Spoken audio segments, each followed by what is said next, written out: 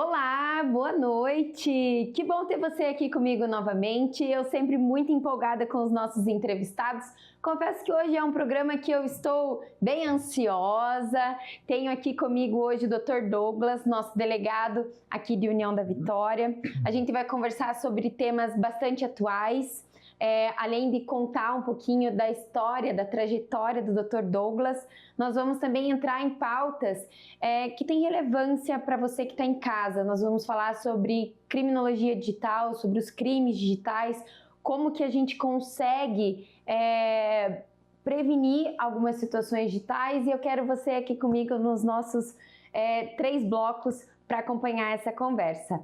Dr. Douglas, seja muito bem-vindo, muito obrigada pelo teu tempo aqui conosco, né, dentro de uma profissão que é tão concorrido o tempo. Eu te agradeço por estar comigo e com o nosso público. Sim, eu agradeço, Sabrina, a disposição de nós colocarmos a nossa vida pessoal, a vida profissional, inclusive dar alguma orientação, né, aos telespectadores. Muito obrigada, doutor. Eu, particularmente, por ser advogada, sou professora no curso de Direito e aqui chama a atenção dos meus alunos. Como que é a trajetória para se tornar delegado? Há quanto tempo o senhor se coloca nessa função? Eu fiz o concurso em Curitiba em 1994. Então fiz o concurso para delegado, eram 45 vagas, passamos em 10, depois as vagas foram preenchidas. E é claro que eu sou de colégio militar, então aos 10 anos de idade eu ingressei no colégio militar em Curitiba, do Exército, e não quis seguir carreira militar, fui cursar Direito em Curitiba e já com 26 anos fiz o concurso para delegado. E claro, uma carreira ambiciosa de investigação, né? Então a gente fala que cada um de nós tem um pouco de investigação, né? Quando você abre a cortina da janela para ver com quem que o vizinho chegou, com que ele saiu. Então, isso é uma forma de investigação, né, de curiosidade. Então, a gente foi tentar formar essa carreira policial. Então, com 26 anos eu prestei o concurso, assumi em Guaratuba, ainda peguei resquícios do caso Abage, né, caso lá particular. Um caso que eu acompanhei o júri dos Abages. Isso. É um caso muito polêmico no litoral paranaense, um caso que envolve magia negra com criança, tem uma repercussão absurda, né? Então eu imagino, e até se puder contextualizar o nosso público sobre esse caso, mas deve ter sido desafiador, né? São as bruxas de Guaratuba. Então a situação era que um menino desapareceu, depois desapareceu outro menino e foi se investigando. Apontaram alguma coisa de magia negra, mas aquilo é tão intrincado que foi feito um júri, foi anulado, foi feito segundo júri, uma situação bem complicada, e eu peguei o resquício desse caso. Então fiquei 1 ano no litoral, entre Guaratuba e Paranaguá. Aí o delegado de Paranaguá foi convidado a assumir Beltrão, fui com ele para Beltrão, ficamos 7 anos em Beltrão. Aí Beltrão eu fui para Quedas do Iguaçu, mais 7 anos em Quedas do Iguaçu, mais 1 ano em Santa Helena, mais 7 anos em Capanema e 10 anos aqui em União da Vitória, a cidade que eu escolhi para ficar. Cheguei em 27 de março de 2015 e estou aqui, já fechei o tempo para aposentadoria, mas ainda continuo nativa. É uma cidade que me recebeu de forma muito calorosa. As amizades que eu tenho aqui são amizades sólidas, né? São amizades que me trazem uma bagagem. Então eu nunca tentei sair daqui, mas fechei o meu tempo profissional, ainda nativa, mas continuo. Olha que história interessante, né? Então, durante toda essa carreira, doutor, você seguiu o Rio Iguaçu em todas essas cidades? Isso, desde Curitiba, né, nascente do Iguaçu, Quedas do Iguaçu, o Rio Iguaçu passa por lá, Capanema, o Rio Iguaçu passa ao lado, e União da Vitória. Fui subindo o rio. Mas eu me sinto muito honrado de ter sido convidado para assumir União da Vitória. Eu não conhecia a cidade, mas acabei me estabelecendo aqui e ficarei por aqui. Muito bom, muito bom. A gente não imagina, né, qual é a trajetória de tantos anos de profissão, e pelo fato de você ter nos contado que já tem o tempo para se aposentar e continua nativa, eu imagino o quanto a profissão acaba refletindo na tua vida, né? Sim, e eu trato a delegacia como a minha casa, até na forma de zelar pela delegacia, de estar sempre fazendo melhorias na delegacia, seja melhoria estrutural, melhoria de aparência mesmo. Então, a gente trata a delegacia como a casa.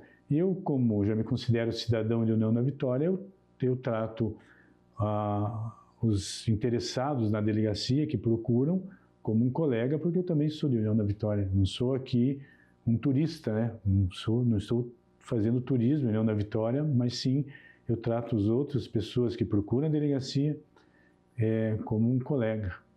Então isso a gente faz o trabalho, a gente se preocupar com a cidade. Eu cheguei em 2015, final de 2015, com a doutora Tatiana, nós montamos um projeto para a Delegacia da Mulher.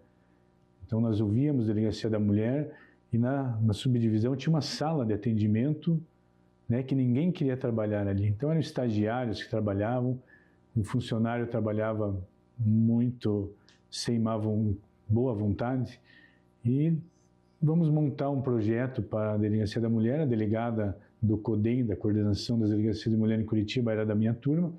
Fizemos o projeto, encaminhamos, ela devolveu, faça melhoria aqui, melhoramos. E em 9 de março de 2016, saiu um decreto-lei estadual criando a Delegacia da Mulher de União da Vitória. Foi a 20ª Delegacia da Mulher do Paraná. Nós temos 21 hoje, uma em União da Vitória. Então, isso são muito importante, 399 municípios, só 21 delegacias da mulher, contando Curitiba, Maringá, Ponta Grossa. Municípios grandes. Isso, então a União da Vitória tem uma delegacia da mulher. Aí a corrida para estruturar essa delegacia, onde colocaremos ela, instalaremos ela onde, aí em conversa com o judiciário, eles falaram, a casa do magistrado está vazia, serve, fomos olhar, né? Precisaria de uma reforma, mas serve, instalamos lá, e hoje nós temos uma delegacia padrão no estado do Paraná, ela padrão mesmo na instalação dela e no funcionamento dela e na dedicação dos servidores, né? Ela atende todos os municípios da comarca, né? General Carneiro, Bituruna, Cruz Machado, Paula Freitas, Porto Vitória e União da Vitória. Então isso me deixou engrandecido, porque a ideia partiu de nós, de mim, da doutora Tatiana, e isso foi concretizado. Então hoje nós temos atendimento especializado, né, para a mulher, tem o fluxo, e dentre a criação da Delegacia da Mulher vem outros setores, aí vem a Patrulha Maria da Penha, vem o Botão no Pânico, né, vem o interesse das mulheres que estão na política ou que têm alguma atividade interessante em União da Vitória, trazer ideias para a melhoria da Delegacia da Mulher. Então isso me deixou bem gratificante. Nossa, é muito bom a gente saber de como as coisas acontecem, né? E não é nada fácil quando a gente fala de setor público, conquistar uma delegacia da mulher no município, que não é tão grande, né? Não tem tanta visibilidade, e sabendo que a gente tem apenas 21 delegacias da mulheres no estado do Paraná. É demorado, a situação é um decreto-lei, né? O governador tem que outorgar isso, mas a gente não desistiu e deu certo, né? Então foram todas as movimentações políticas, movimentação do executivo, do judiciário, para ter a Delegacia da Mulher. Não tenho dúvidas que a população univitorense é muito grata a isso, Dr. Douglas. Obrigado. Esse foi o nosso primeiro bloco. Eu te espero aqui no segundo bloco, onde a gente vai começar a falar sobre crimes digitais. Até. Voltamos no nosso segundo bloco.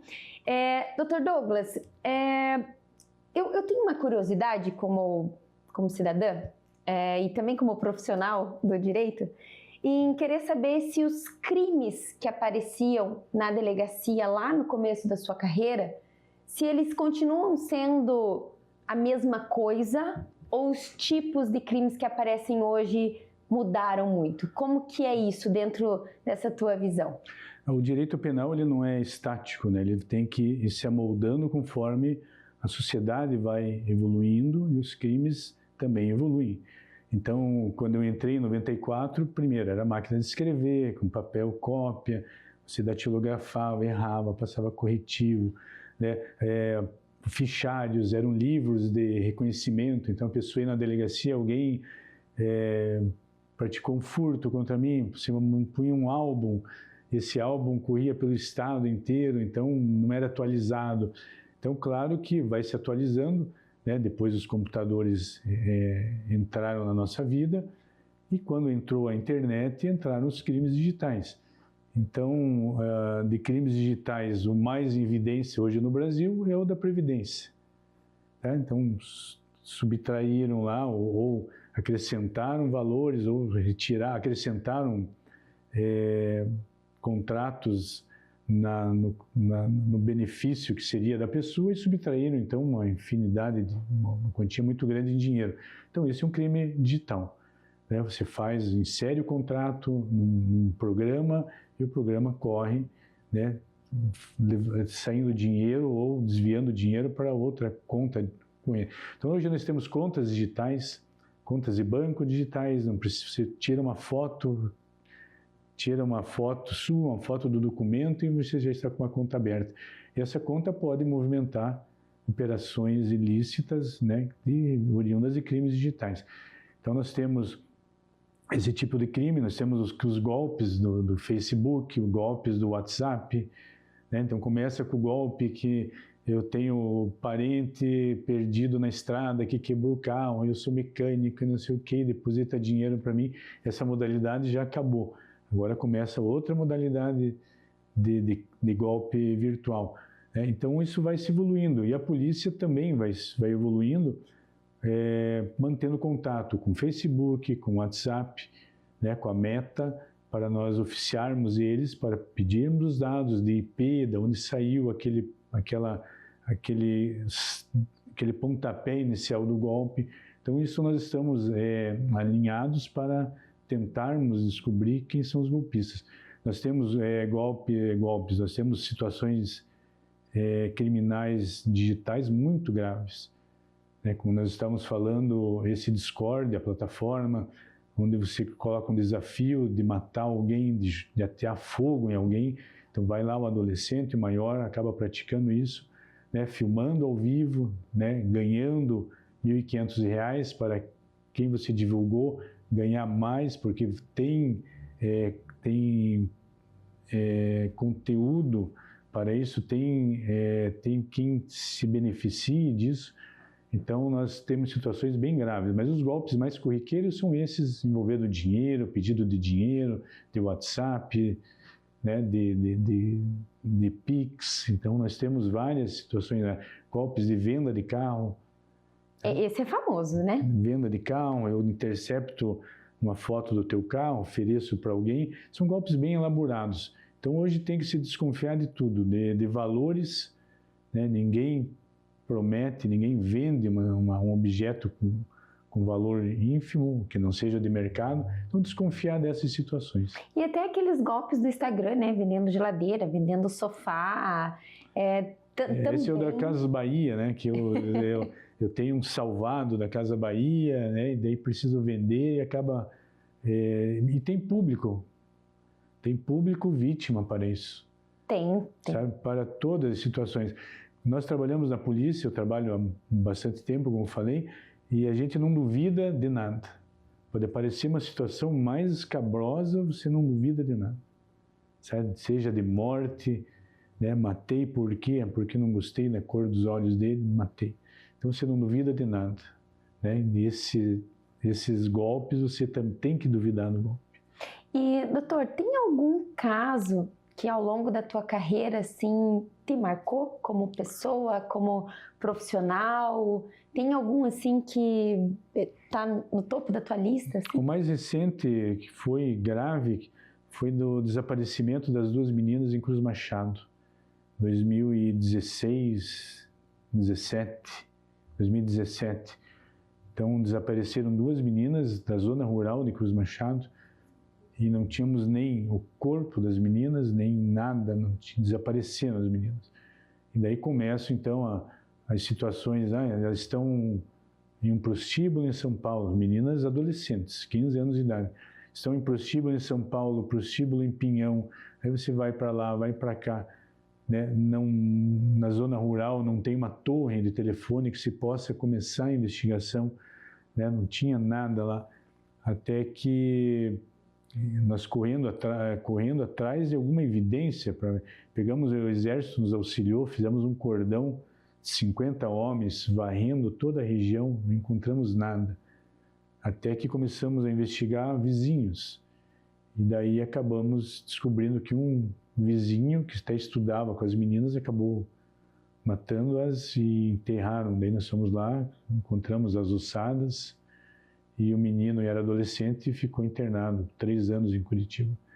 Então essa situação foi bem trabalhosa e bem marcante, mesmo pela condição das meninas estarem mortas daquela situação ali. Isso E a motivação desse crime? Motivação muito fútil, muito besta.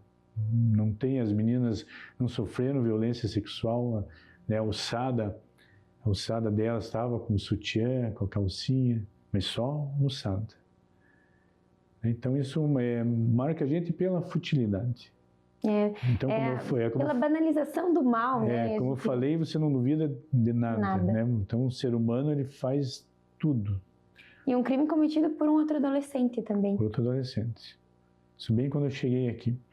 E quando acontece uma situação como essa, dentro da instituição, da polícia em si, tem uma equipe multidisciplinar para tentar entender a cabeça da pessoa que cometeu esse crime? Depois de apreendido adolescente, foi passado por entrevista psicológica, né, para saber realmente aquela futilidade ou banalidade, por quê? Né, por que cometeu isso? E era um rapaz que lia, né, tinha hábito de leitura. Então, essas situações de desvios, né, desvios morais, desvio moral, o desvio comportamental, ele é bem comum, principalmente adolescente. Como eu falei, esse caso do Discord, né, evidencia tudo isso, né, traz à tona toda essa fragilidade que o adolescente possui. Nossa, é muito interessante, né, a gente saber como que funciona a parte investigativa, porque muitas vezes a gente fica refém do que aparece na mídia, né? E a mídia nem sempre revela o quanto a polícia está trabalhando, o quanto a polícia está se dedicando para a resolução de um caso, né? Para você chegar você é um inquérito policial para apurar a autoria, a materialidade e a autoria. Então você às vezes não tem a materialidade nesse caso e não tinha autoria também. E você parte do nada, porque hoje, por exemplo, nós temos a Herb, você consegue verificar qual celular esteve nas proximidades, mesmo se não acionando o celular, quando o teu celular capta o sinal da torre, fica gravado na Herb, que é a torre. Então você começa analisando todas essas situações.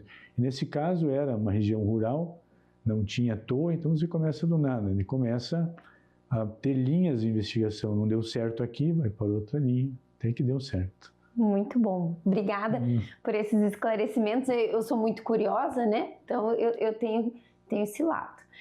Esse foi o nosso segundo bloco. Eu te espero aqui no terceiro bloco, onde a gente vai contar para vocês algumas dicas, algumas informações para evitar situações que possam cair na mão do Dr. Douglas lá na Delegacia de União da Vitória. Até daqui a pouco. Voltamos aqui no terceiro bloco. Hoje um programa mais sério, um conteúdo que a gente quer que você aí de casa esteja muito atento. E agora no terceiro bloco, a gente estava conversando aqui nos nossos bastidores, a gente quer levar um pouquinho de informação para você aí de casa sobre os crimes digitais, os crimes virtuais. Dr. Douglas, existe uma falácia popular de que não se criminaliza crimes digitais, que o que acontece no mundo digital fica no mundo digital. Eu entendo que não, que o que acontece no digital é penalizado assim como o que acontece no mundo real. Como que está isso dentro da área de investigação? Toda a conduta, né, talvez tudo que nós façamos de errado, vou falar assim errado como crime, você tem uma tipificação no Código Penal ou numa lei extraordinária. Mas se você, por exemplo, tem um namorado, o namorado te filmou, fotografou você nua, você briga, ele divulga essas fotos. É um crime específico. Você sofreu os golpes, que nem nós falamos anteriormente, são estelionatos, né, praticados pelo meio virtual. E você tem todo tipo de ação, né? Hoje nós temos, aí agora, recentemente, né, foi tipificado o estupro virtual.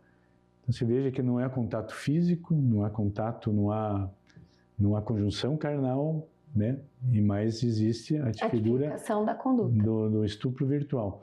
Então, e como que acontece, doutor? Como que a gente identifica a gente não, né? Como que a polícia identifica que é um caso de estupro virtual? Pela situação, né? Você analisa a situação da situação entre as partes, você pode classificar como atentado violento ao pudor, né? Ou então mesmo estupro virtual, porque antigamente o estupro era só uma violência contra a mulher, estupro era só a mulher vítima, agora não, o homem também pode ser vítima de estupro, e eles unificaram, né, a conjunção carnal de ato libidinoso. Então a profundidade dessa relação, mesmo virtual, se for bem intensa, você pode tipificar como estupro, né? Então, talvez você coagir a pessoa a introduzir objetos, né? Então, isso tudo, análise do contexto, pode ser tipificado como estupro virtual. E dentro dessa semântica de crimes virtuais, existe um perfil de vítima que caia mais fácil nesses golpes, numa questão de estupro?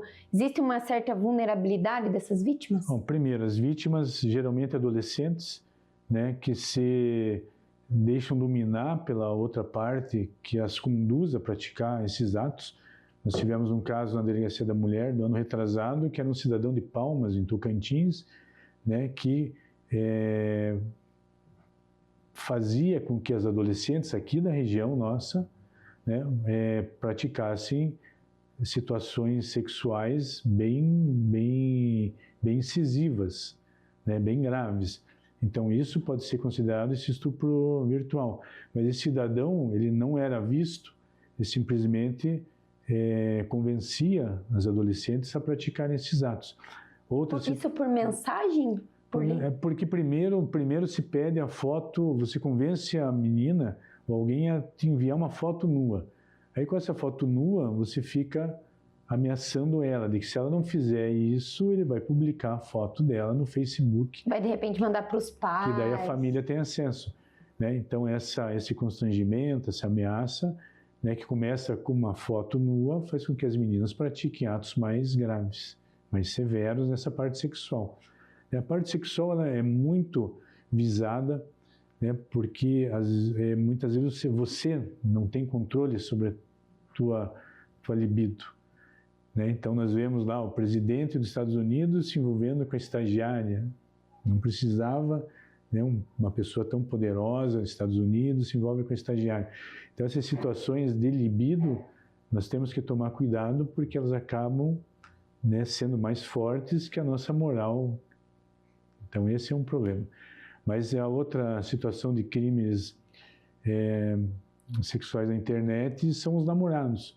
Então o namorado se deixa fotografar, depois briga com o namorado e ele publica as fotos. Isso tudo é tipificado, a gente apura, conseguimos levantar o ID, de onde partiu aquela foto, para poder então enviar ao Ministério Público, ao Judiciário, para poder ser punida essa pessoa.